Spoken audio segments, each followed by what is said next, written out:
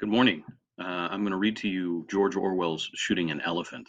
And as I go, periodically, I'm going to stop and try to use our tools down here in the lower left-hand corner and demonstrate some areas that you might mark for yourself if you are capable of printing, and or that you might write down um, just by hand if you're incapable of printing, obviously. So here we are, George Orwell's Shooting an Elephant. In Mulmine, in lower Burma, I was hated by large numbers of people. The only time in my life that I've been important enough for this to happen to me. I was subdivisional police officer of the town, and in an aimless, petty kind of way, anti European feeling was very bitter. No one had the guts to raise a riot, but if a European woman went through the bazaars alone, somebody would probably spit Beetlejuice over her dress. As a police officer, I was an obvious target and was baited whenever it seemed safe to do so. When a nimble Burman tripped me up on the football field and the referee, another Burman, looked the other way, the crowd yelled with hideous laughter. This happened more than once. In the end, the sneering yellow faces of young men that met me everywhere, the insults hooted after me when I was at a safe distance, got badly on my nerves.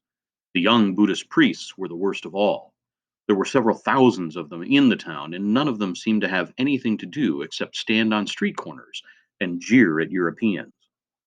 All this was perplexing and upsetting, for at that time I had already made up my mind that imperialism was an evil thing, and the sooner I chucked up my job and got out of it, the better. Now, that sentence in particular is important, so I'm going to try to highlight that.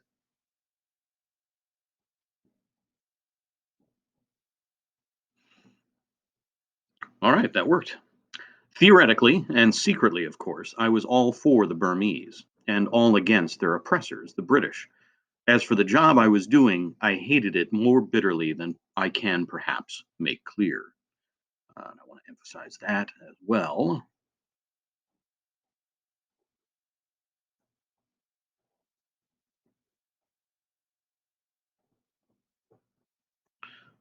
Sorry if you can hear chewing noises. That's my dog enjoying her bone right now.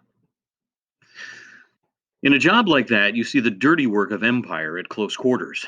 The wretched prisoners huddling in the stinking cages of the lockup, gray, cowed faces of the long term convicts, the scarred buttocks of the men who have been flogged with bamboos. All these oppressed me with an intolerable sense of guilt. So we'll emphasize that guilt as part of the purpose or his feelings. But I could get nothing into perspective. I was young and ill educated, and I had had to think out my problems in the utter silence that is imposed on every Englishman in the East. And this notion of getting nothing into perspective, I feel like that is a key sort of moment. I did not even know that the British Empire is dying. Still less did I know that it is a great deal better than the younger empires that are going to supplant it. So, what we're dealing with right here is you've got an author in George Orwell who is writing his memoirs after his experiences.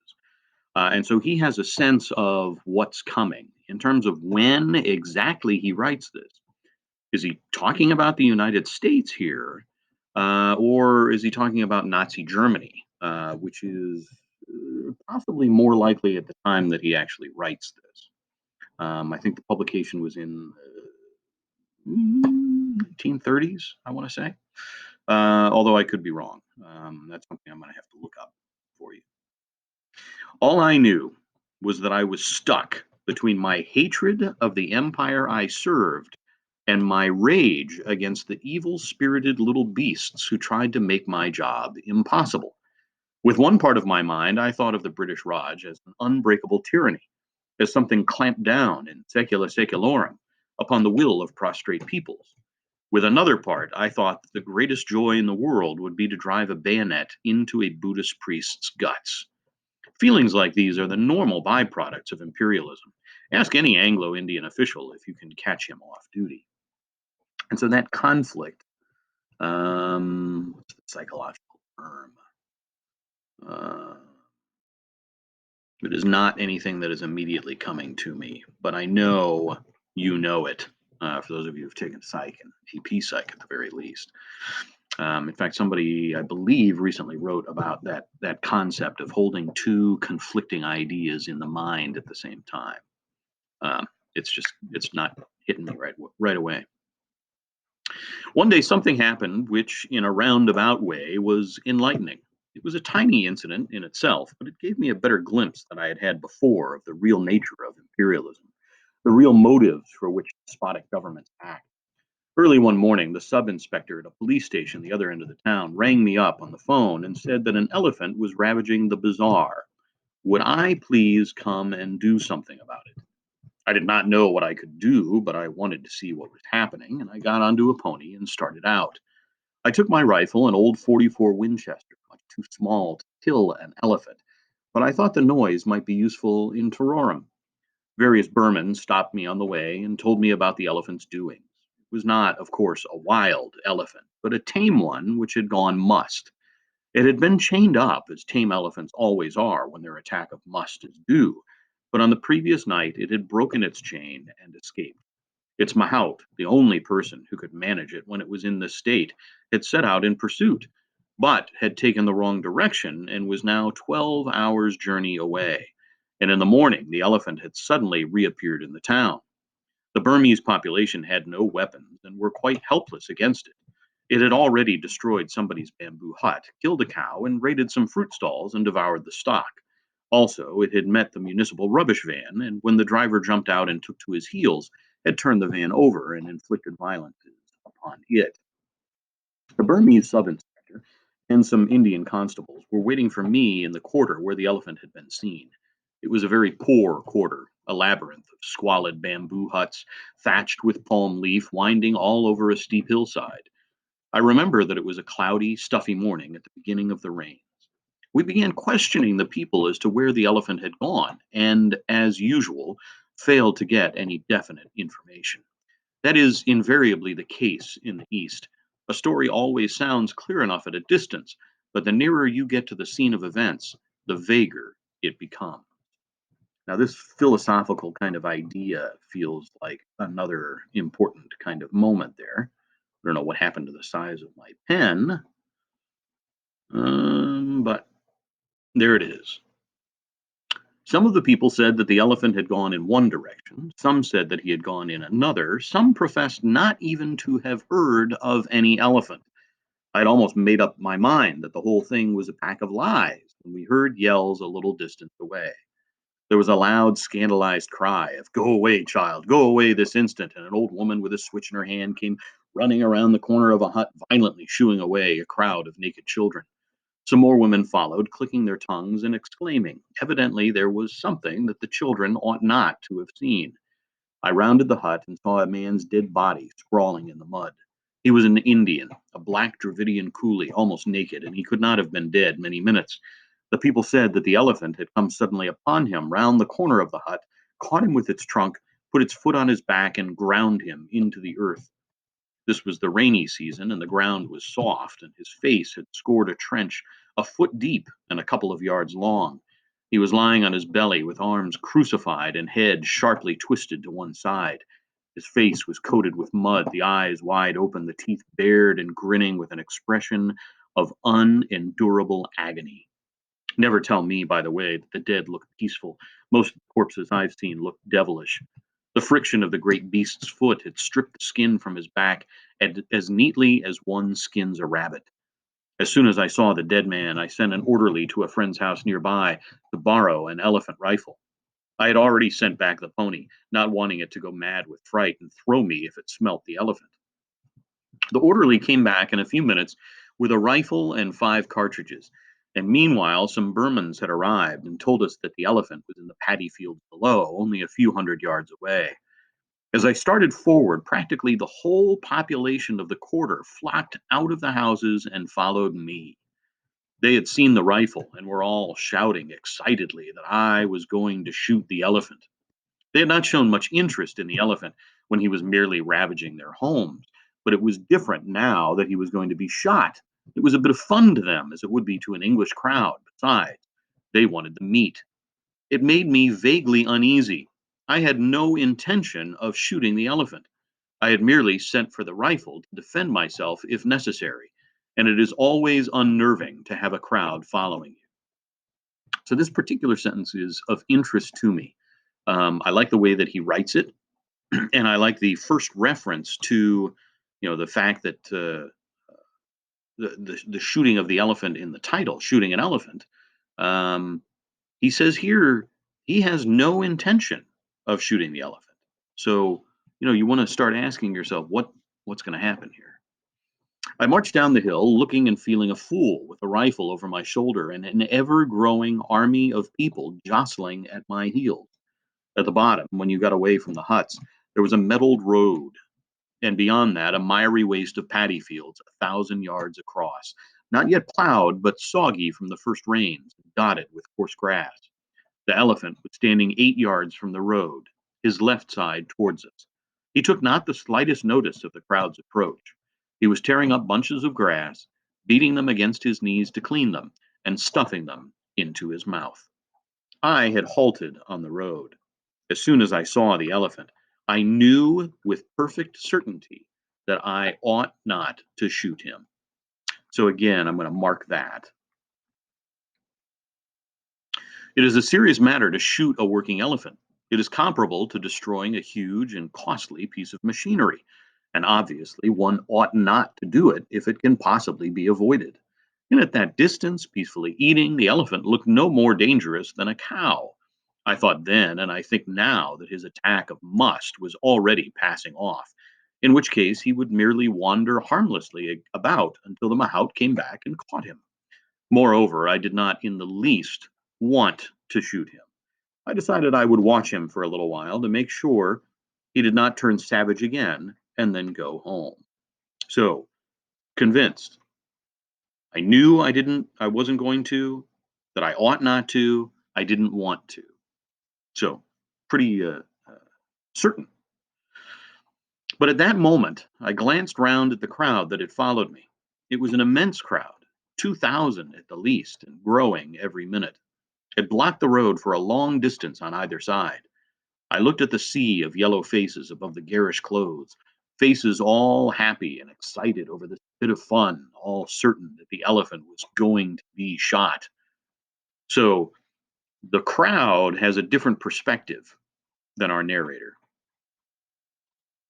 And of course, our narrator is an important figure, right? First person point of view. They were watching me as they would watch a conjurer about to perform a trick. They did not like me, but with the magical rifle in my hands, I was momentarily worth watching. And suddenly I realized that I should have to shoot the elephant after all. So everything changes.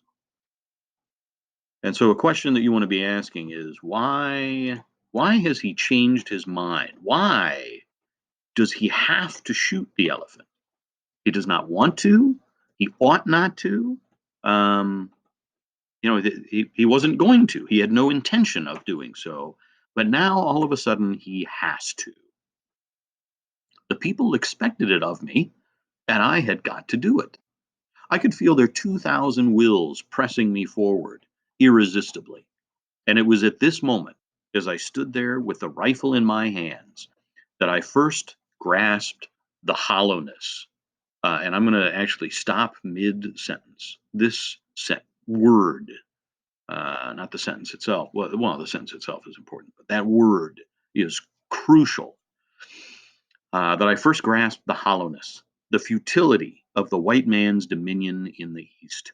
Here was I, white man with his gun, standing in front of the unarmed native crowd, seemingly the leading actor of the piece.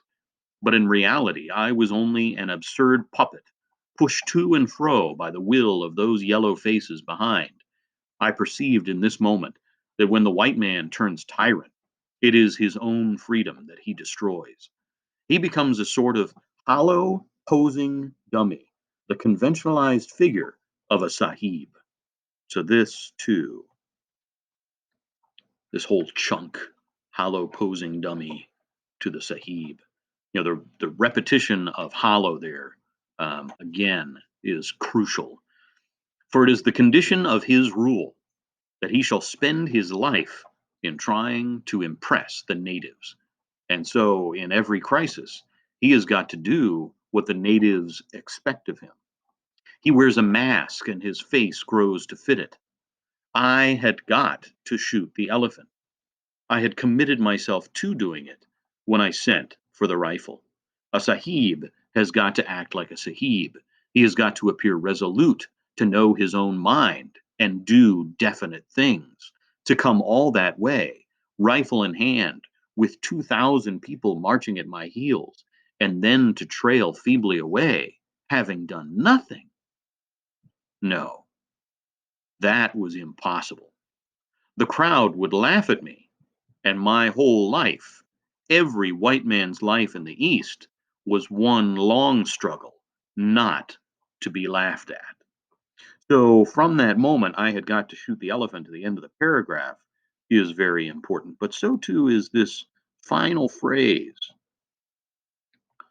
the one long struggle not to be laughed at, that every white man's life in the East. You might think of this phrase as every colonist's or colonizer's life in the colony was one long struggle not to be laughed at. You might think of Prospero and Caliban, certainly, but we can go to thinking about the natives and the Europeans and so on and so forth. Um, yeah, I mean it's boy, but I did not want to shoot the elephant. So I've told you before, watch for the butt. So here we've got, well, it's a great big butt, right? But I did not want to shoot the elephant. So he says he has to, has to, has to. This whole paragraph has been he has to. But now I did not want to. So what's he going to do? What are you prepared to do? Right? From the first lesson. What are you prepared to do, Mr. Orwell? I watched him beating his bunch of grass against his knees, with that preoccupied grandmotherly air that elephants have.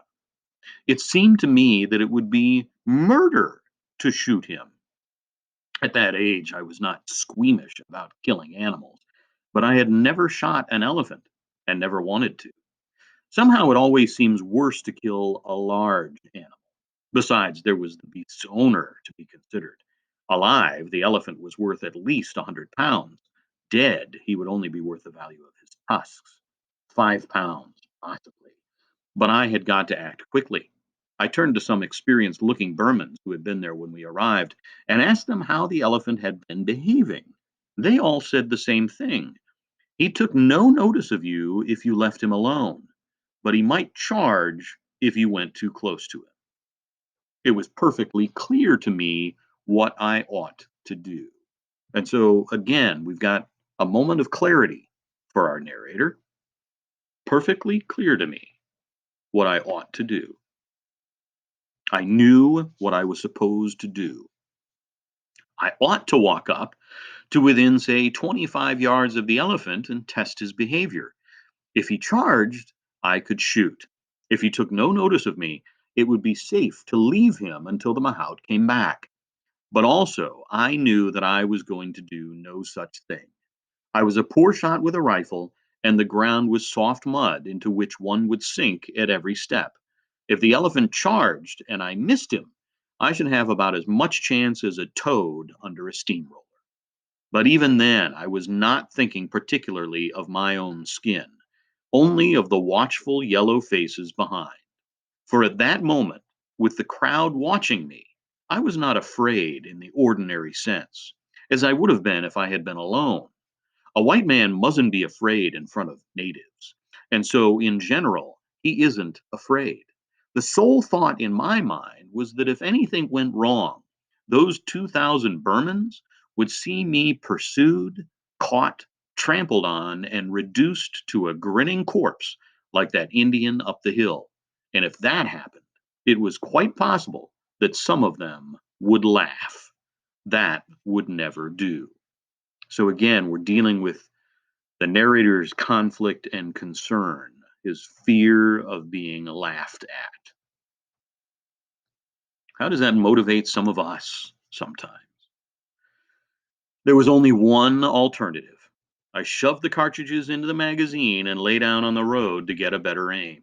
The crowd grew very still, and a deep, low, happy sigh, as of people who see the theater curtain go up at last, breathed from innumerable throats.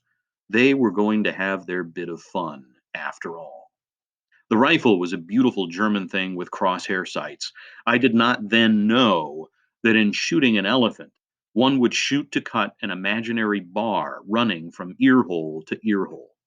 I ought, therefore, as the elephant was sideways on, to have aimed straight at his earhole. Actually, I aimed several inches in front of this, thinking the brain would be further forward. When I pulled the trigger, I did not hear the bang or feel the kick. One never does when a shot goes home. But I heard the devilish roar of glee that went up from the crowd.